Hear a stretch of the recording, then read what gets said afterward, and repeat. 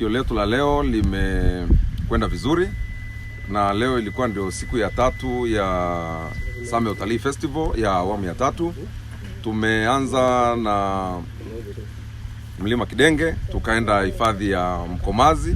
Leo tulikuwa kwenye hifadhi ya misitu ya asili ya Chome, na tumepanda Mlima Shengena, na leo hapa hifadhini tumeingia watu takriban 50, na wote tumefurahi. Kila mmoja pamoja na jasho na kuchoka na nini, lakini baada ya kuweza kufika mpaka kileleni na kurudi hapa salama, kila mmoja ana furaha sana.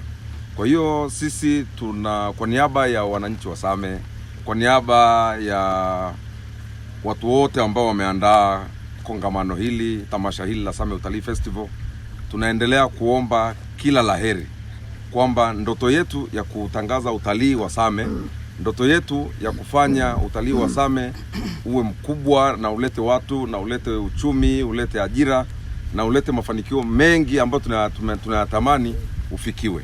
Kwa hiyo leo hii tunaamini kwamba katika lengo la kuongeza watalii kwenye hifadhi yetu hii, walau hawa watu 50 na kitu ambao wameingia, tumechangia kwa kiasi fulani kwenye kuongeza utalii.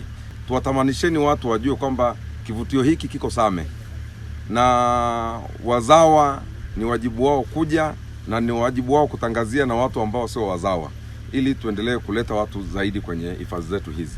Same Utalii Festival, make Same green.